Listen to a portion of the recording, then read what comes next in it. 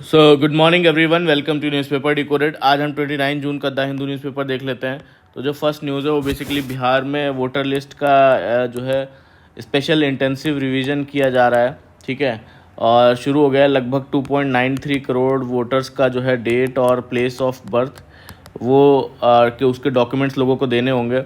और जिनका बर्थ 1 जुलाई 1987 से पहले हुआ है उनको सिर्फ अपने बर्थ का प्रूफ देना होगा। और जिनका जो है इस 1 जुलाई 1987 से लेकर 2 दिसंबर 2004 के बीच में हुआ है अगर, तो उनको बर्थ का प्रूफ और प्लस जो है अपने किसी भी वन ऑफ द पेरेंट्स का जो है प्रूफ देना पड़ेगा।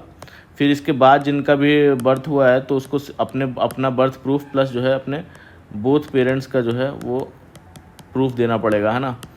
तो अब हर रजिस्टर्ड वोटर्स को जो है एक एनिमरेशन फॉर्म दिया जाएगा, उसको भरना होगा, उससे सेल्फ वेरिफिकेशन किया जाएगा, ठीक है। और जिनका जो है नाम 2003 की वोटर लिस्ट में नहीं था, है ना, उन्हें एलिजिबिलिटी डॉक्यूमेंट्स अपने देने होंगे दोबारा से, ठीक है। और ये पूरा प्रोसेस जो है 30 सितंबर 2025 तक ख़त्म करना है। और अपडेटेड वोटर लिस्ट उसके बाद पब्लिश की जाएगी। और इलेक्शन कमीशन का बोलना है कि ये नेशन वाइड जो है एक्सरसाइज है ना, जिसकी शुरुआत जो है वो बिहार से की गई है ना। और अपोजिशन पार्टीज़ ने क्या बोला, बेसिकली इसको क्रिटिसाइज़ किया और उन्होंने बोला ये एनआरसी बैकडोर एंट्री इसको बताया। और बोला कि ये जो है एक्सरसाइज वोटर का एक्सक्लूजन मैकेनिज़्म हो सकता है और रोल टेम्परिंग के लिए भी हो सकती है ना। नेक्स्ट न्यूज़ में यहाँ पे यूएस हाउस ऑफ रिप्रेजेंटेटिव्स में एक बिल पास हुआ है जिसका नाम है one big beautiful bill act, ठीक है। तो अब ये यूएस में प्रपोज़ किया गया है ये। तो इसमें है क्या, जो पहले जो रेमिटेंस होता था, रेमिटेंस पे पहले 3.5% टैक्स लगता था, जो कि अब घटाकर जो है सिर्फ 1% लगेगा, ठीक है। और वो भी सिर्फ कैश बेस्ड रेमिटेंस पर लगेगा, है ना। तो अब किस किस पे लगेगा, बेसिकली जो भी कैश के थ्रू रेमिटेंस किया जाएगा या मनी ऑर्डर, कैशियर चेक्स, है ना, या किसी भी फिज़िकल इंस्ट्रूमेंट के थ्रू अगर जो है वो भेजा जा रहा है तो उस पर जो है ये 1% का जो है रेमिटेंस टैक्स लगेगा। और अगर वही आप जो है बैंक अकाउंट्स के थ्रू या फिर कोई डेबिट कार्ड या क्रेडिट कार्ड के थ्रू भेज रहे हैं और या फिर फाइनेंशियल इंस्टीट्यूशंस के अकाउंट के से भेजे गए हैं तो उस पर जो है वो टैक्स नहीं लगेगा। और ये नया वर्जन जो है एनआरआईज़ के लिए एक बड़ा रिलीफ है, स्पेशली जो रेगुलर बैंकिंग या डिजिटल मेथड यूज़ करते हैं, है ना। तो इस बिल का स्टेटस ये है कि अभी यूएस हाउस ऑफ रिप्रेजेंटेटिव्स में बिल पास कर दिया है और अभी ये बेसिकली क्या है, सेनेट में डिबेट के लिए और वोटिंग के लिए पेंडिंग है। एक सेकेंड, ओके। फिर जो नेक्स्ट न्यूज़ है बेसिकली यहाँ पे Kerala to go ahead with decision to introduce Zumba. तो केरला के जो मिनिस्टर हैं उन्होंने बेसिकली कहा है कि जुम्बा क्लासेस को जो है इम्प्लीमेंट करना है स्कूल्स में, है ना। तो अब ये क्लासेस जो है वो एंटी ड्रग कैंपेन का पार्ट हैं, जिसमें एरोबिक्स और जो योगा और जो जुम्बा क्लासेस इंक्लूडेड हैं, है ना। तो जुम्बा क्या है, बेसिकली लाइट एक्सरसाइज है जो बच्चों के मेंटल और फिज़िकल हेल्थ है उसके लिए बेनिफिशियल है। ओलंपिक्स में तो बेसिकली है क्या कि जो है अब इसका विरोध क्यों हो रहा है कि जो है कुछ मुस्लिम आउटफिट्स कह रहे हैं कि ये जुम्बा उनका जो रिलीजियस और जो कल्चरल बिलीफ है उसके ख़िलाफ़ है। उनका कहना है कि ये एक्सरसाइज जो है अन इस्लामिक है ना। और तो जो वहाँ के मिनिस्टर उनका क्या बोलना है कि बच्चों को छोटे कपड़े पहनने के लिए नहीं कहा गया है, वो स्कूल यूनिफॉर्म्स में ही जुम्बा करेंगे। और एजुकेशनल एक्टिविटीज़ जो सरकार प्रेस्क्राइब करती है वो मैंडेटरी हैं, गार्जियंस के पास चॉइस नहीं है, ऐसा वहाँ के मिनिस्टर का बोलना है। तो अब वहाँ के स्पीकर का क्या बोलना है कि इस्लाम एक प्रोग्रेसिव रिलीजन है और लेकिन कुछ ऑर्थोडॉक्स स्कॉलर्स का जो है गलत तरीके से रिप्रेजेंट करते हैं। तो बेसिकली है क्या कि केरला गवर्नमेंट ने जुम्बा को हेल्थ और एंटी ड्रग अवेयरनेस के लिए शुरू किया है और अपोजिशन के बावजूद भी जो है गवर्नमेंट पीछे हटने को तैयार नहीं है ना। फिर जो नेक्स्ट न्यूज़ है वो बेसिकली यहाँ पे एक तमिलनाडु में रोजवुड ट्री के लिए एक्ट था जो कि उसकी इलीगल कटिंग और ट्रेड को जो है वो रोकने के लिए बनाया गया था 1995 में। उसको रिवाइज़ किया जाना था फरवरी इस साल, बट वो रिवाइज़ नहीं किया गया और वो लैप्स कर गया, है ना। तो अब ये एक्ट है कौन सा, Tamil Nadu rosewood trees conservation act 1994। तो इसे बनाया गया था रोजवुड जो ट्री है उसको इलीगल कटिंग और जो इलीगल ट्रेड रोकने के लिए, है ना। तो अब इसे रिवाइज़ नहीं किया गया और लैप्स हो गया ये। तो अब ये क्या होता है, एक हाई रेयर और हाई वैल्यू ट्री होता है ना, जो कि वल्नरेबल स्पीशी है ना, और इसका IUCN स्टेटस क्या है, वल्नरेबल है, और साइट्स के अपेंडिक्स 2 में आता है, अपेंडिक्स 2 में, ठीक है, कंजर्वेशन के उसमें। तो IUCN स्टेटस है ये, और ये साइट्स का स्टेटस है, ठीक है। तो अब क्यों बंद किया गया बेसिकली, ये लॉ लैब्स क्यों होने दिया गया, वहाँ की गवर्नमेंट का क्या कहना है कि फॉरेस्ट डिपार्टमेंट का कहना है कि ज़्यादा रेस्ट्रिक्शन की वजह से जो है फार्मर रोज़वुड कल्टीवेट नहीं कर पा रहे थे, है ना, इतनी रेस्ट्रिक्शन थी एक्ट की, तो कल्टीवेट नहीं कर पा रहे थे। और अगर रेस्ट्रिक्शन हटा दिए जाएँ तो फार्मर्स जो है वो इस ट्री को जो है कल्टीवेट करके अच्छे दाम जो है वो प्राइस मिल सकता है उनको, है ना। और तमिलनाडु गवर्नमेंट की जो टारगेट है कि 33% जो है लैंड अंडर ग्रीन कवर जो है, उनका लैंड ग्रीन कवर के अंडर होना चाहिए as per national forest policy के अलाइनमेंट में, है ना। प्राइवेट लैंड पर जो है रोज़वुड कल्टीवेशन को इंसेंटिवाइज करना है, इस गोल को सपोर्ट करना है, ऐसा बोलना है उनका। और जो रोज़वुड ट्री होता है बेसिकली उसको 30 साल लगते हैं मैच्योर होने में, 30 ईयर्स लगते हैं मैच्योर होने में, है ना। और एक्सपर्ट्स बोल रहे हैं कि पहले एक कॉम्प्रिहेंसिव इन्वेंट्री बनानी चाहिए ताकि ये समझा जा सके कि रोज़वुड ट्रीज़ बचे कितने हैं और उनका क्या स्टेटस है ना। फिर जो नेक्स्ट न्यूज़ है यहाँ पे हमने जैसा देखा था कि कर्नाटका का जो माले माधेश्वरा हिल वाइल्ड लाइफ सेंचुरी कर्नाटका में 5 टाइगर्स की जो है वो डेथ हो गई थी, है ना, जिसमें कि एक पास में गाय की भी डेथ हुई थी, उसको सस्पिशन है कि उसमें जहर था और उसे खाकर ही जो है ये टाइगर्स की डेथ हुई है ना। तो उसमें ये बोल रहे हैं कि जो है वही वाइल्ड लाइफ प्रोटेक्शन एक्ट और इंडियन फॉरेस्ट एक्ट के अंडर जो है कल्प्रिट्स को पकड़ लिया गया है, ऐसा बोलना है ना। और वहाँ के स्टेट ने बेसिकली हाई लेवल कमेटी बनाई है कि जो है कुछ जो इंसिडेंट्स हो रहे हैं उसमें क्या प्रॉब्लम है, इसकी स्टाफ की शॉर्टेज है फॉरेस्ट में, या फील्ड मॉनिटरिंग कम है, रिसोर्स गैप है कोई, या इनएडिक्वेट पेट्रोलिंग हो रही है। तो ये सब इश्यूज़ को चेक करने के लिए हाई लेवल कमेटी भी बनाई है। फिर जो नेक्स्ट न्यूज़ है यहाँ पे basically turmeric board headquarter to be open in Nizamabad today.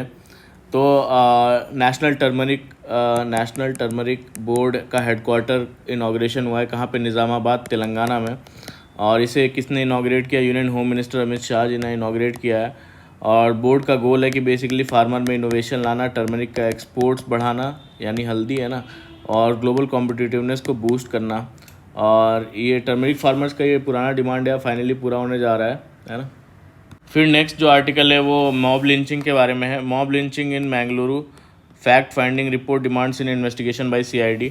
तो मॉब लिंचिंग क्या होता है पहले वो देख लेते हैं। मॉब लिंचिंग का मतलब होता है जब एक ग्रुप या कोई भीड़ जो है, मॉब जिसे बोलते हैं, किसी एक इंडिविजुअल के बेसिकली उसको मार डालती है या उस पर वायलेंस करती है ना, और वो बिना किसी लीगल प्रोसेस के और सिर्फ एक शक पे या अफवाह पे या हेट पे या किसी फेक न्यूज़ पे के बेसिस पे होते हैं, मॉब लिंचिंग बोलते हैं।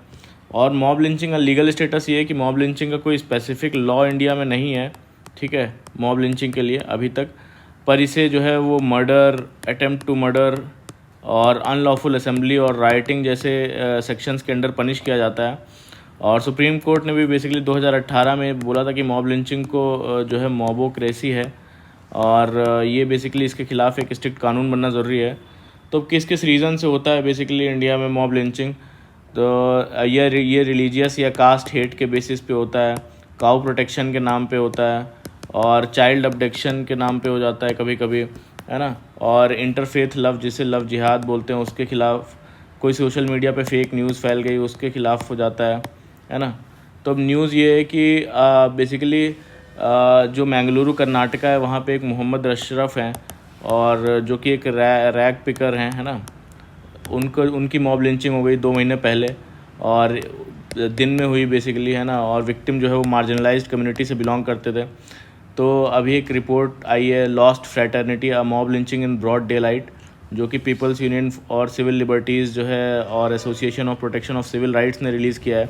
उसमें उन्होंने एलिगेशंस लगाए कि स्टेट फेल हो गया है इम्पार्शियल इन्वेस्टिगेशन कराने में इस केस का, है ना, और विक्टिम्स जो है ऑप्रेस्ड कम्युनिटीज़ के जो है ऑफन वो जस्टिस उनको नहीं मिलता है ना।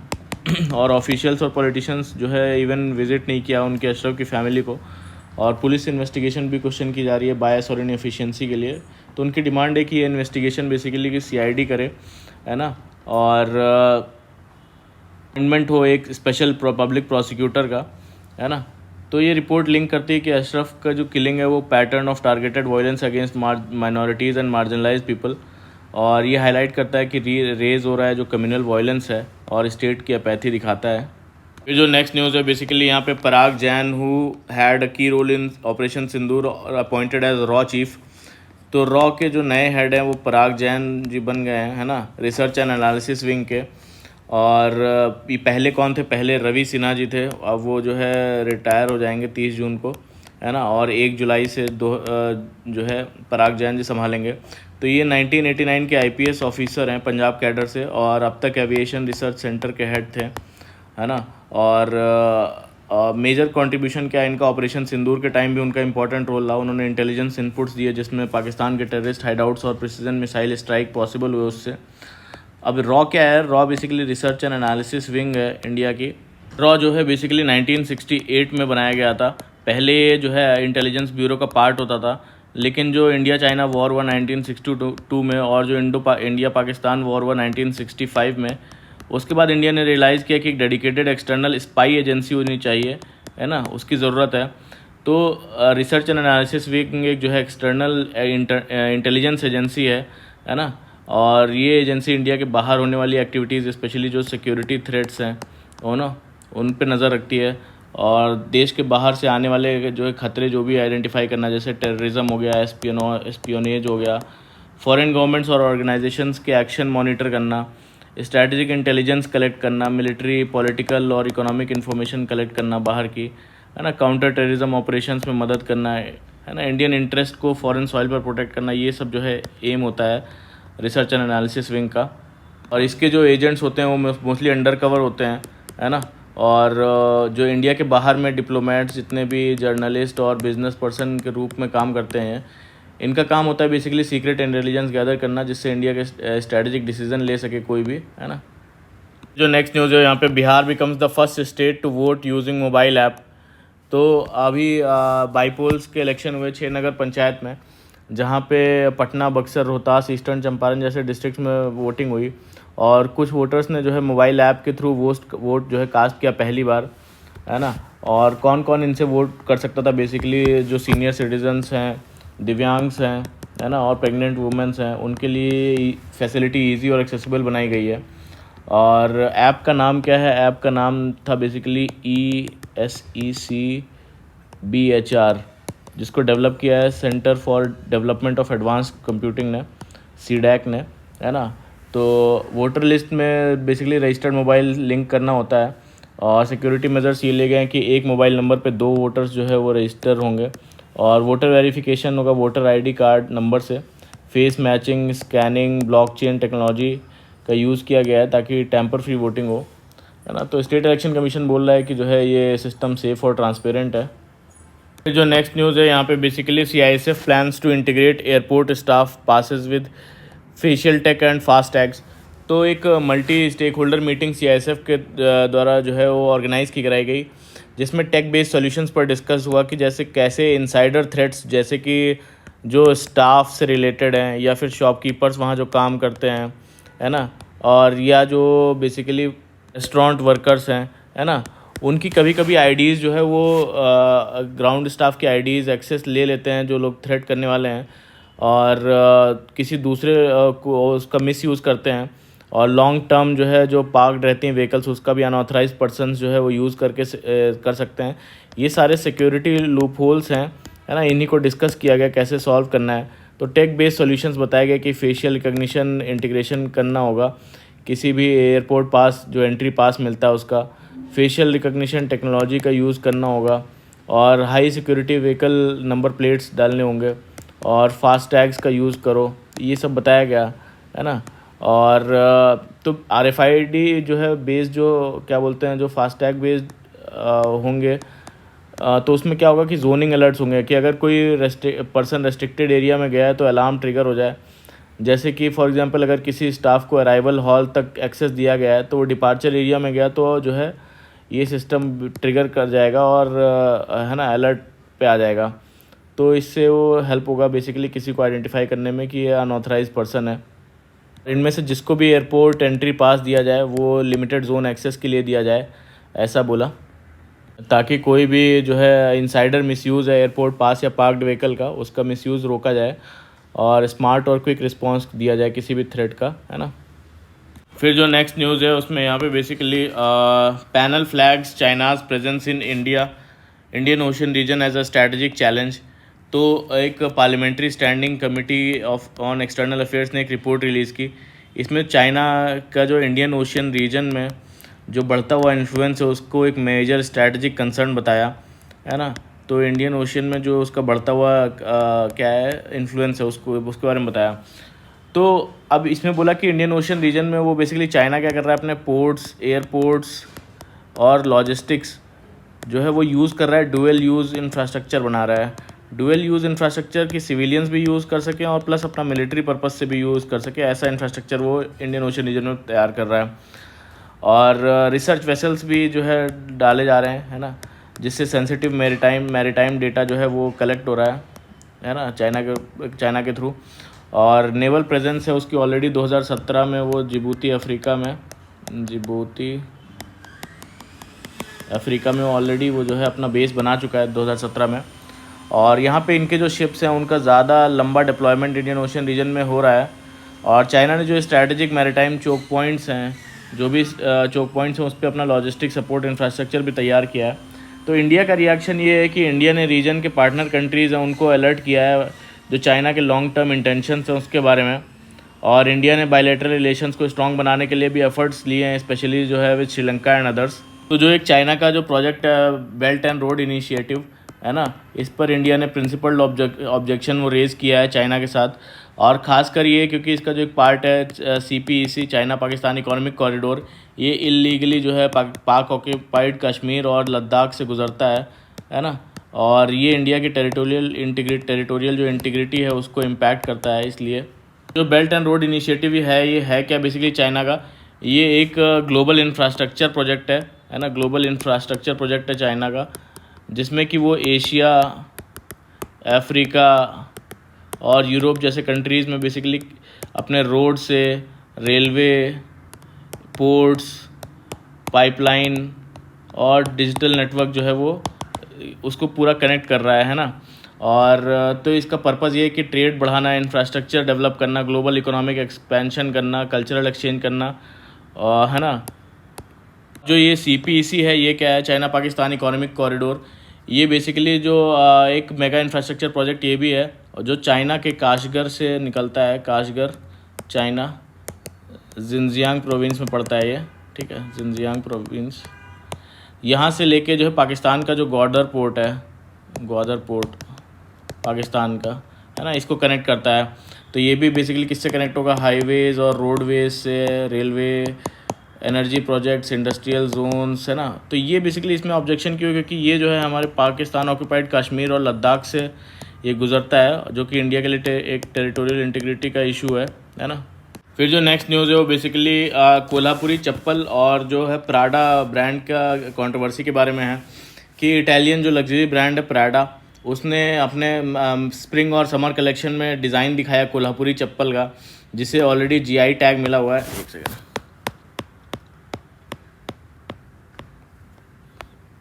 जिसे ऑलरेडी जो है GI टैग मिला हुआ है ना। और तो प्राडा ने इनिशियली जो है जो क्रेडिट है वो वहाँ के आर्टिसंस को और कोल्हापुरी के आर्टिसंस को नहीं दिया, जिसके बाद बैकलैश हुआ। और पर अब प्राडा ने ऑफिशियली एक्नॉलेज किया कि उनका जो डिज़ाइन है वो ट्रेडिशनल इंडियन हैंडक्राफ्ट फुटवेयर है कोल्हापुरी चप्पल, उससे इंस्पायर्ड है। उन्होंने कहा कि अभी डिज़ाइन अर्ली स्टेज में है और प्रोडक्शन से ये सेल अभी फाइनल नहीं हुआ है। और उन्होंने बोला हम इंडियन क्राफ्टमैनशिप की जो कल्चरल सिग्निफिकेंस है उसको बेसिकली रिकॉग्नाइज़ करते हैं और लोकल जो आर्टिसंस हैं उनके साथ डायलॉग और कोलैबोरेशन के लिए ओपन है ना। तो बेसिकली जो वहाँ के आर्टिसंस हैं उन्होंने क्या कहा, उन्होंने बोला कि जो है प्राडा ने हमारे डिज़ाइन को ग्लोबल बना दिया है और ये हमारे लिए एक अपॉर्चुनिटी है। और एक आर्टिसन का जो है पहले 250 से 400 में चप्पल बिकता था, वो अब जो है लेकिन ग्लोबल होने की वजह से 4000 रुपये तक रिटेल में जा रही है। तो अगर प्राडा 1 लाख में बेचती है तो हम उनको सिर्फ 10% में मिलता है, तो उनके लिए काफ़ी ऐसा बोलते हैं वो। तो ये जीआई टैग होता क्या है? जोग्राफिकल इंडिकेशन टैग एक ऐसा ऑफिशियल लेबल होता है जो कि किसी स्पेसिफिक प्रोडक्ट को जो है उसके स्पेसिफिक एरिया या फिर उस जो है यूनिक डिज़ाइन की वजह से दिया जाता है उस स्पेसिफिक एरिया में। और उसको पर्पज़ ये है कि बेसिकली प्रोडक्ट की ऑथेंटिसिटी को जो है वो प्रोटेक्ट करना और उस रीजन के जो आर्टिशंस और जो फार्मर्स हैं उनको बेनिफिट करना। कोई भी जो है फेक या डुप्लीकेट प्रोडक्ट ना बनाए, है ना। कल्चरल और ट्रेडिशनल आइडेंटिटी को सेफगार्ड करे वहाँ की। तो अब कुछ एग्जांपल जैसे कि देते हैं कि कोल्हापुरी चप्पल हो गया, जैसे महाराष्ट्र और कर्नाटका का, है ना। महाराष्ट्र और कर्नाटका का इनको जीआई टैग मिला हुआ है। दार्जिलिंग टी जो कि असम की है, वेस्ट बंगाल, उसको मिला हुआ है ना। और बनारसी साड़ी जो Uttar Pradesh, Madhubani paintings Bihar, basmati rice north India, है ना। तो ये सब जो है जीआई टैग्स के एग्जाम्पल हो गए। फिर जैसा कि पता है आपको, एक्सियोम 4 मिशन के बारे में हम लगातार रोज़ डिस्कस कर रहे हैं। एक्सियोम 4 मिशन पे शुभांकर शुक्ला जी इंडिया के जो basically one of the crew members हैं जो कि इंटरनेशनल स्पेस स्टेशन गया। और तो वहाँ पे उन्होंने पीएम नरेंद्र मोदी जी ने उन्होंने वीडियो कॉल पे बात की उनसे और पूछा कुछ चीज़ें। तो उन्होंने बोला कि शुभांकर शुक्ला जी ने बोला कि वर्ल्ड ऊपर से बॉर्डरलेस दिखता है ना।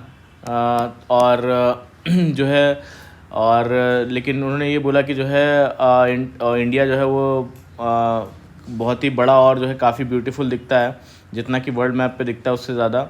और हम सारे सिटीजन्स ऑफ जो भी सारे सिटीजन्स हैं अर्थ के, और बॉर्डर वैनिश हो जाता है यहाँ से।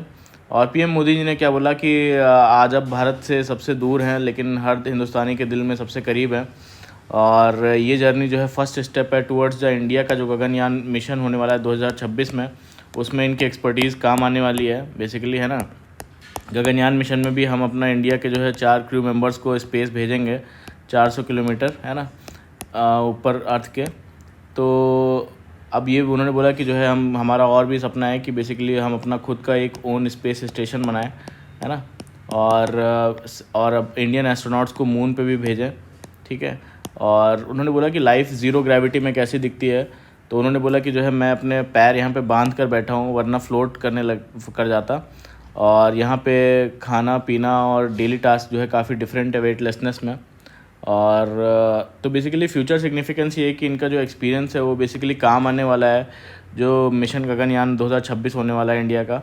और फ्यूचर प्लान है इंडिया का खुद का ओन स्पेस स्टेशन बनाने का उसमें। और जो ड्रीम है जो बेसिकली इंडिया का इंडियन एस्ट्रोनॉट्स को मून पे भेजना, उसमें जो एक्सियोम 4 मिशन है ये basically private human space flight mission है ना। जो एक यूएसए की प्राइवेट कमर्शियल कंपनी है उसने भेजा है in collaboration with NASA and space x, ठीक है। NASA, space x and axiom 4, ठीक है, जो कंपनी है वहाँ की। कहाँ पे भेजा है? International space station.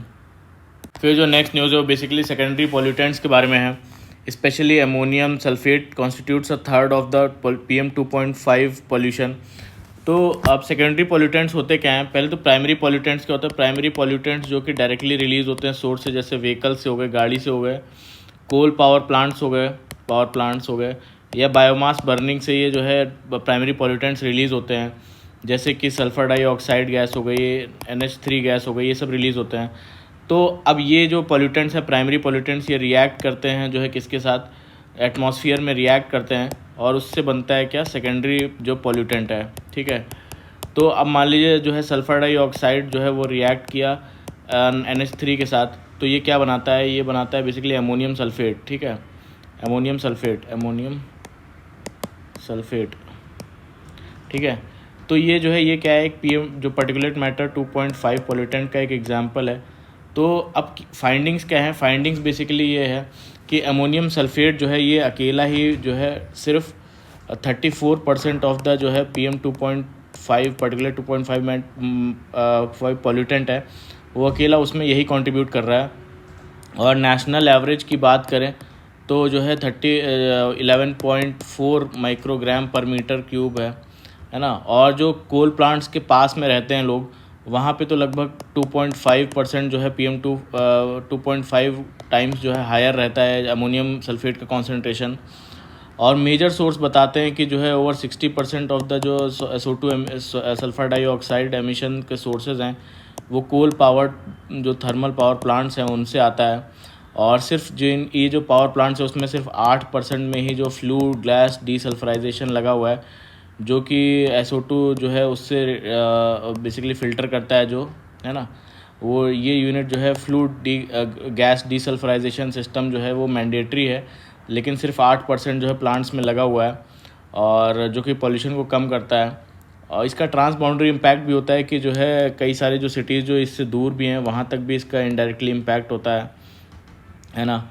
और इसके अलावा जो है अमोनियम सल्फेट के अलावा अमोनियम नाइट्रेट जो है वो भी कई जगह पे 50% ऑफ द पार्टिकुलेट मैटर 2.5 जो है वो कंट्रीब्यूट करता है। तो रिकमेंडेशंस क्या दी जाती हैं? रिकमेंडेशंस यही दे रहे हैं कि बेसिकली एमिशन नॉर्म्स को जल्दी से जल्दी इन्फोर्स करें, है ना, स्ट्रिक्ट इन्फोर्स करें। जैसे कि ये सब में मैंडेटरी है फ्लूड गैस डीसल्फ्राइजेशन यूनिट लगाना, लेकिन सिर्फ 8% कोल प्लांट्स में लगा हुआ है।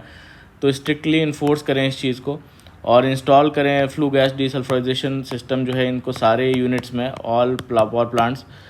एफिशिएंट फर्टिलाइज़र का जो यूज़ है वो बेसिकली फर्टिलाइज़र यूज़ को एफिशिएंट बनाए, ताकि जो है अमोनिया का जो है वो रिलीज़ वो रेगुलेट किया जा सके, है ना। और फिर रेगुलेटरी जो कंप्लायंसेस हैं उनको अक्रॉस सेक्टर जो है इम्प्लीमेंट करने की ज़रूरत है। ये सब इसमें बता रहे हैं। फिर जो नेक्स्ट न्यूज़ है वो बेसिकली यहाँ पे ग्लोबल जेंडर गैप इंडेक्स के बारे में है ना। इंडिया की ग्लोबल जो पोजीशन आई है वो 131 आई है 148 कंट्रीज़ में, out of 148 countries global gender gap index में, ठीक है, जो लास्ट ईयर से 2 स्पॉट्स नीचे गिर गया है ना। मेजर रीज़न क्या रहा है कि पॉलिटिकल एम्पावरमेंट जो वुमेंस का है वो कम हो गया, पॉलिटिकल एम्पावरमेंट ऑफ वुमेन वो कम होने की वजह से हुआ है। तो ग्लोबल जेंडर गैप इंडेक्स के 4 एरियाज़ होते हैं बेसिकली, है ना। कौन कौन से? इकोनॉमिक पार्टिसिपेशन कितना है उनका, जो कि स्टेबल और लाइट इम्प्रूवमेंट है यहाँ पे। एजुकेशनल अटेनमेंट इसमें भी ठीक है ना, ये सेकंड पैरामीटर। फिर थर्ड जो है वो हेल्थ एंड सर्वाइवल से रिलेटेड है, यहाँ भी ठीक है। फोर्थ पॉलिटिकल एम्पावरमेंट जो वुमेंस का है ना, उसमें जो है वो मेजर ड्रॉप हुआ है, ठीक है। तो अब ये ड्रॉप हुआ क्यों है? क्योंकि बेसिकली जो 2024 की बात करें तो 78 MPs में से 78 MPs 14.7% जो है वुमेन MPs थी, ठीक है।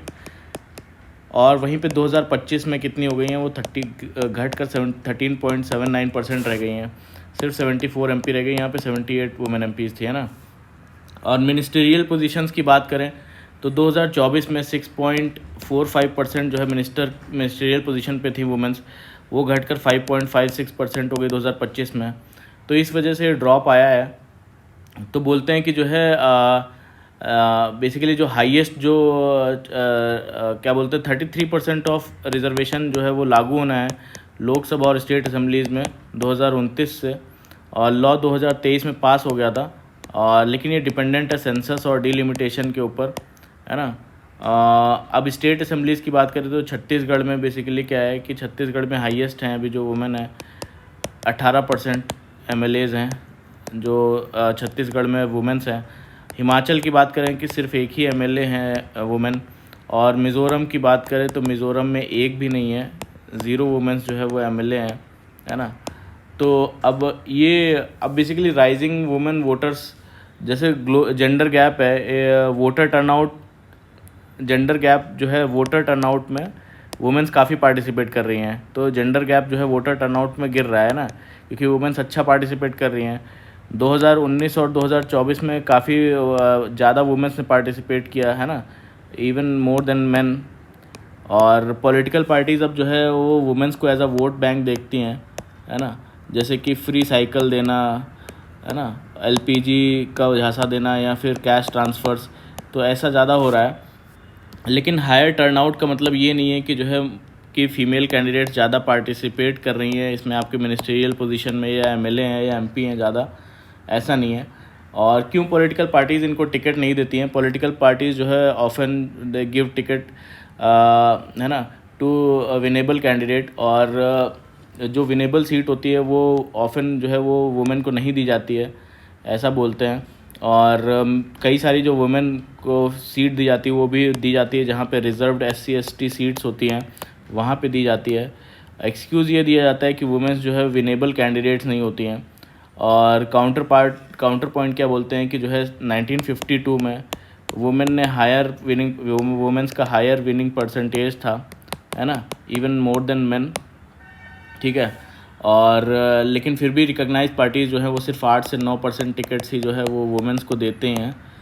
और वे फॉरवर्ड में यही बोलते हैं कि जो है इंश्योर करें इफेक्टिव इम्प्लीमेंटेशन जो है रिजर्वेशन का, और इंक्लूड करें वुमेन को मिनिस्टीरियल और डिसीजन मेकिंग रोल्स में, और एक पाइपलाइन बनाए पंचायत से पार्लियामेंट तक ताकि वो पहुंच सकें, और कोई भी बायस जो कैंडिडेट सिलेक्शन में वो ना रखें। तो इससे हमारा ग्लोबल जेंडर गैप जो है वो इंडेक्स में अच्छी रैंकिंग आ सकती है। जो नेक्स्ट न्यूज़ है यहाँ पे basically what are the issues around deportation. तो दो चीज़ें हैं, एक तो पुश बैक होता है ना, और एक डिपोटेशन होता है ना। तो पुश बैक और डिपोटेशन में ये फ़र्क होता है कि डिपोटेशन जो होता है वो इलीगल इमिग्रेंट्स को अपने कंट्री भेजने का प्रोसेस होता है दोनों में, है ना। तो डिपोटेशन ये एक लीगल प्रोसेस होता है, ये कोर्ट के थ्रू होता है और प्रूफ चेक होता है इसमें बेसिकली, है ना, और टाइम इसमें ज़्यादा लगता है और इसमें गवर्नमेंट की परमिशन भी चाहिए, है ना।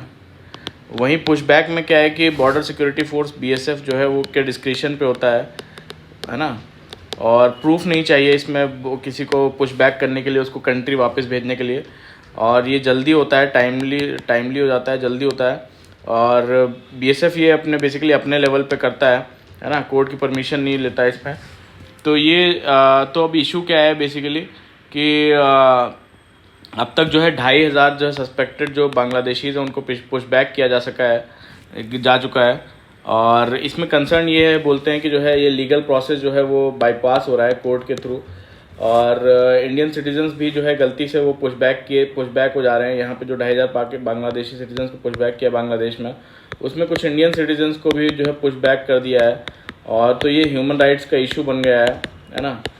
और इशू ये है कि जो है 7 बंगाली लोगों को जो है BSF ने गलती से बांग्लादेश पुश बैक कर दिया, और बाद में स्टेट गवर्नमेंट ने वापस लाया तो ये असली इंडियंस निकले, है ना। और ये कर क्यों रही है government, basically Pahalgam terror attack हुआ, ऑपरेशन सिंदूर लॉन्च हुआ, उसके बाद इलीगल इमिग्रेंट्स को ढूंढने का कैंपेन शुरू हुआ, तो उसके थ्रू किया जा रहा है। और ये सारा जो है इलीगल इमिग्रेंट्स एक्ट 1950 और इमिग्रेशन एंड फॉरेनर्स एक्ट 2025 ये सब लगते हैं इस पे, है ना। और अभी जो नेपाल के साथ है वो हमारा फ्री बॉर्डर रजीम है, कोई भी आ जा सकता है। और बांग्लादेश और पाकिस्तान में जो है स्ट्रिक्ट चेकिंग और फेंसिंग का जो है मैकेनिज़्म है ना। तो इसमें बेसिकली गवर्नमेंट को सिटीजनशिप वेरीफाई करने का सिस्टम थोड़ा स्ट्रॉन्ग बनाना चाहिए, और ह्यूमन राइट्स और नेशनल सिक्योरिटी के बीच जो है वो भी बैलेंस ज़रूरी है। फिर जो नेक्स्ट न्यूज़ है यहाँ पे, what is the legality of US strike on Iran. तो जो UN का चार्टर है बेसिकली, है ना, उसमें 3 टाइप का सेल्फ डिफेंस अलाउड है।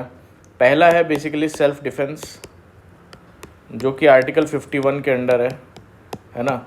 इसमें जब कोई कंट्री अटैक जब किसी पे हो चुका हो, है ना, तो वो अपने सेल्फ डिफेंस में जो है वो अटैक कर सकता है, ये अलाउड है। दूसरा है basically anticipatory self defence. Anticipatory self defence में क्या होता है कि जब अटैक होने वाला हो, है ना, एमिनेंट हो कि अटैक हो सकता है ना, तो ये कंट्रोवर्शियल है, इसमें अटैक कर सकते हैं कि नहीं कर सकते। थर्ड जो है वो बेसिकली प्रीएम्प्टिव स्ट्राइक है, इस पे जो है वो बहस है। प्रीएम्प्टिव स्ट्राइक, इसमें क्या होता है कि जब अटैक होने के जो है बेसिकली एविडेंस नहीं है, बस सस्पिशन है ना, एविडेंस नहीं है बट सस्पिशन है, तो ये जो है ये लीगली एक्सेप्टेड नहीं है UN चार्टर में, है ना, इस टाइप का अटैक। और तो बेसिकली हुआ क्या कि 22 जून को US ने ईरान पे जो है वो अटैक किया इजराइल के साथ, और 23 जून को बेसिकली ईरान ने रिटेलिएट करके जो कतर में उसके US बेसिस पर मिसाइल अटैक किए, और 24 जून को इजराइल ईरान के बीच सीज़फायर अनाउंस हुआ, है ना। और तो ये बेसिकली डिबेट ये है कि US का जो स्ट्राइक है वो लीगल है या इलीगल है। और US ने बोलते हैं कि जो है UN को आर्टिकल 51 का नोटिस नहीं दिया, है ना, इसका नोटिस नहीं दिया। और US डिफेंस सेक्रेटरी ने ये बोला कि स्ट्राइक जो है वो नेशनल इंटरेस्ट और इजराइल के डिफेंस में था। और ईरान ने कहा कि उनका न्यूक्लियर प्रोग्राम सिविलियन है, इंटरनेशनल एटॉमिक एनर्जी एजेंसी की मॉनिटरिंग में। तो अब बोलते हैं कि जो है क्या जो ईरान का जो थ्रेट है वो एमिनेंट थ्रेट था सही में। तो UN जो वॉच डॉग है उसने ईरान पे नॉन प्रोलिफरेशन रूल तोड़ने का आरोप लगाया, और बोला कि ईरान के पास न्यूक्लियर बॉम्ब नहीं है, सिर्फ एनरिच्ड यूरेनियम का स्टॉक पाइल है। एक्सपर्ट का ओपिनियन है US ने प्रीएम्प्टिव सेल्फ डिफेंस का मिसयूज़ किया है ना। और कलेक्टिव सेल्फ डिफेंस क्या होता है? कलेक्टिव सेल्फ डिफेंस होता है इजराइल अगर अटैक्ड फील करता है तो जो उसके एलाइज हैं यूएस वो हेल्प कर सकता है अंडर आर्टिकल 51, है ना। और लीगल डाउट्स ये हैं कि क्या इजराइल पर रियली कोई अटैक हुआ था, है ना। और इसमें बोलते हैं कि जो हमास और हाउथीज़ हैं वो ईरान के प्रॉक्सीज़ हैं, है ना। But international court of justice ने ये बोला कि इफेक्टिव कंट्रोल होना चाहिए, सिर्फ फंडिंग या वेपन्स देना ही इनफ नहीं है। और इम्प्लिकेशंस क्या होंगे बेसिकली इसके कि अगर प्रीएम्प्टिव सेल्फ डिफेंस को लीगल माना जाए कि सिर्फ एविडेंस नहीं है, सिर्फ सस्पेशन के बेस पे जो है एक कंट्री दूसरे कंट्री पर अटैक कर रहा है, तो हर जो पावरफुल कंट्री अपनी मर्ज़ी से किसी पर भी अटैक कर सकती है और इससे यूएन सिस्टम और ग्लोबल रूल बेस्ड ऑर्डर कमज़ोर होगा और यूनाइटेड नेशन सिक्योरिटी काउंसिल कुछ नहीं कर सकता क्योंकि यूएस के पास वीटो पावर है, ऐसा इसमें बोला गया है पूरे आर्टिकल में। जो नेक्स्ट न्यूज़ है यहाँ पे basically large genetic map of Indians flags high disease risk. तो जेनेटिक जीनोम स्टडी की गई, इंडिया की जीनोम स्टडी जो कि जिसमें 2762 इंडियंस का सैंपल लिया गया फ्रॉम 23 स्टेट्स ऑब्लिक यूनियन टेरेटरीज़। एम क्या था कि इंडिया की जेनेटिक डाइवर्सिटी को जो है वो मैप करना, क्योंकि इंडिया की जो जेनेटिक डाइवर्सिटी है वो काफ़ी रिच है ना, और सबसे रिच है और पर ग्लोबल रिसर्च में इसको इग्नोर किया गया है। एक्यूरेट ट्रीटमेंट और डिजीज़ प्रेडिक्शन के लिए इंडियन जीन्स को बेसिकली का डेटा इंक्लूड करना बहुत ज़रूरी है, इसलिए इम्पॉर्टेंट है। तो अब जो फाइंडिंग्स हुई हैं उसको देख लेते हैं कि जेनेटिक ओरिजिन्स क्या हैं इंडियंस के। एक तो एंशिएंट एंसेस्ट्रल साउथ इंडियंस जिनको हंटर गैदरर्स बोला जा रहा है। ईरानियन रिलेटेड जो नियोलिथिक फार्मर्स हैं तजाकिस्तान, है ना। यूरेशियन स्टेपी पैस्टोलिस्ट जो इंडो यूरोपियन स्प्रेडर्स हैं।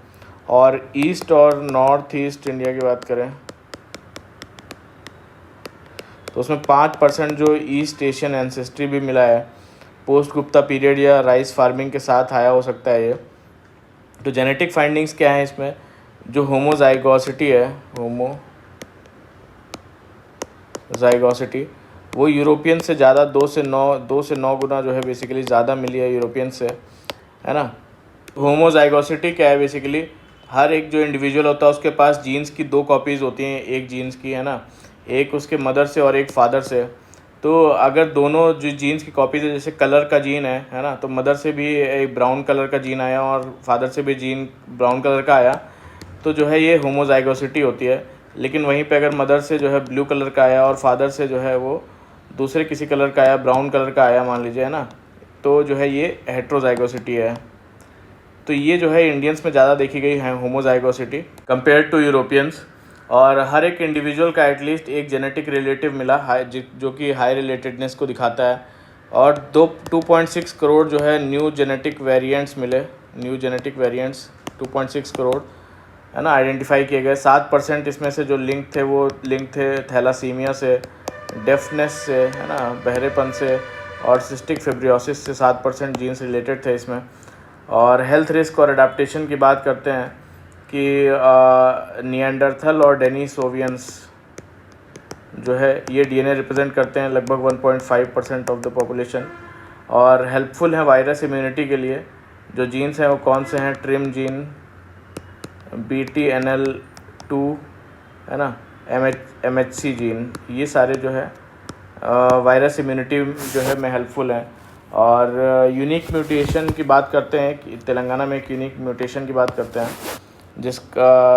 जिसका वेरिएंट है BCHE वेरिएंट, ठीक है, ये तेलंगाना में है।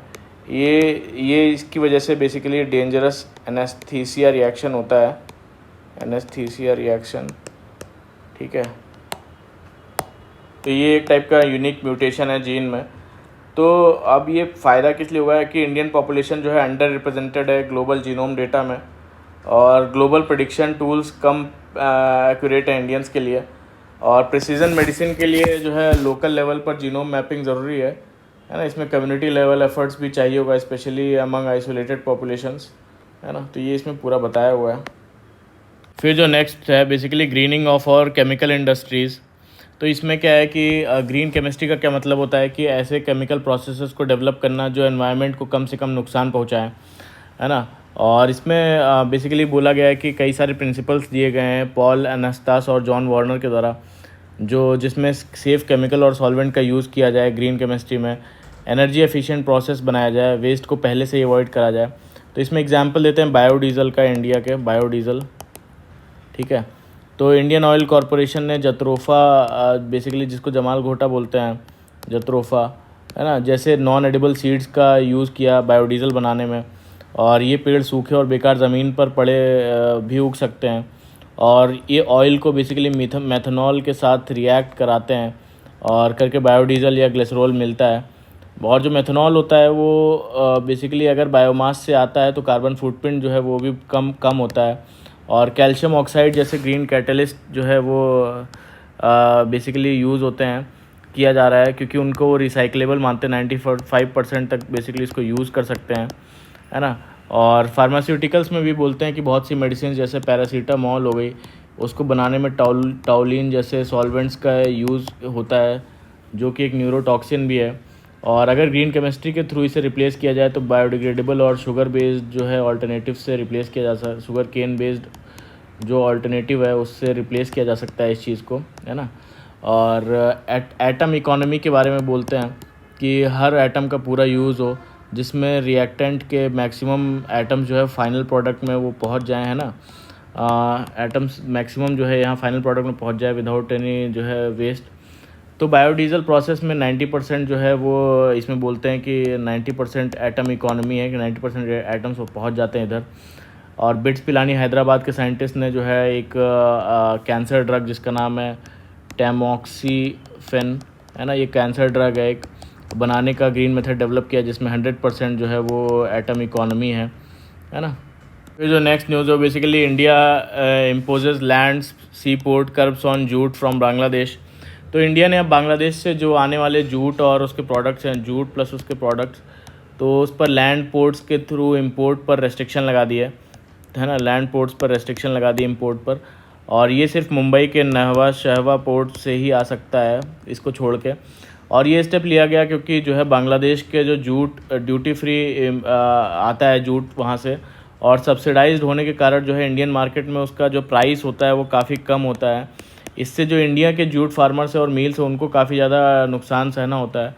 और पहले भी इंडिया ने एंटी डंपिंग ड्यूटी लगाई थी, लेकिन बांग्लादेश ने एक्सपोर्ट सब्सिडीज़ देना जारी रखा, है ना, जिससे कि उसके वैल्यूज़ ऑलरेडी कम रहे इंडिया की मार्केट में, है ना। और इंडिया में जो है बेसिकली जूट जो है वो वेस्ट बंगाल, बिहार, असम, उड़ीसा, आंध्र प्रदेश जैसे स्टेट्स में होता है, और 4 लाख से ज़्यादा लोग जो है इसमें इंडस्ट्री में काम करते हैं। और सस्ते इंपोर्ट्स की वजह से इनकी इनकम जो है वो गिर गई है। और नेपाल भूटान के थ्रू भी जूट का जो री एक्सपोर्ट है अलाउ नहीं होगा। और तो बेसिकली ये सब इसमें बोला गया है। इंडिया ने बेसिकली क्लियर किया है कि जो है अनफेयर ट्रेड प्रैक्टिसेस को जो है वो अलाउ नहीं किया जाएगा।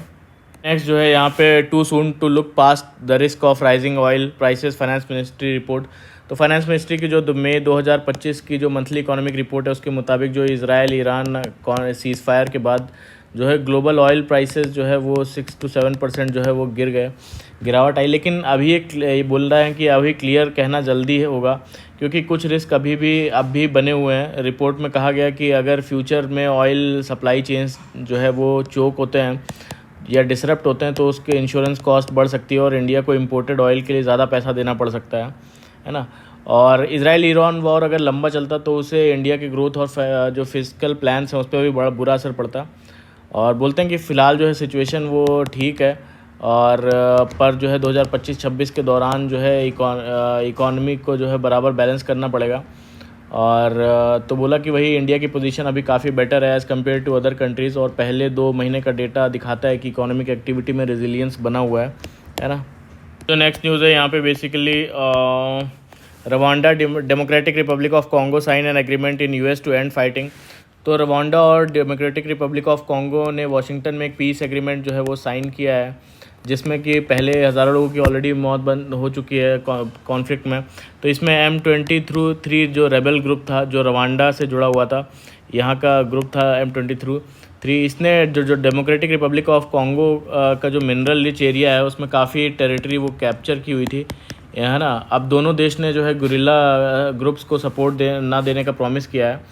तो रवांडा ने बेसिकली जो है जो FDLR ग्रुप है ना, जिसका लिंक है 1994 के जीनोसाइड से उसके न्यूट्रलाइजेशन की डिमांड की है। और तो बेसिकली क्या है, डेमोक्रेटिक रिपब्लिक ऑफ कॉन्गो ने स्टेट सॉवरेनिटी को रेस्पेक्ट करने पर जोर दिया है और एग्रीमेंट के पार्ट में एक जॉइंट सिक्योरिटी बॉडी बनेगी और 3 मंथ में रीजनल इकोनॉमिक इंटीग्रेशन फ्रेमवर्क का प्लान बेसिकली बनाया जाएगा। तो डोनाल्ड ट्रंप ने इस डील को प्रमोट किया और क्लेम किया कि अमेरिका जो है कॉन्गो से जो है मिनरल राइट्स सिक्योर करेगा, है ना, जो इसके डिप्लोमेटिक सक्सेस का हिस्सा होगा, ऐसा बोलना है। तो ये था आज का हमारा द हिंदू का न्यूज़ डिस्कशन पूरा। आज थोड़ा वीडियो लंबा हो गया होगा, है ना, और बट हमने सारी न्यूज़ डिस्कस की डिटेल में। तो प्लीज़ अच्छा लगा हो तो लाइक करिएगा, कमेंट करिएगा और सब्सक्राइब भी कर लीजिएगा मेरे चैनल को। Thank you very much for the discussion.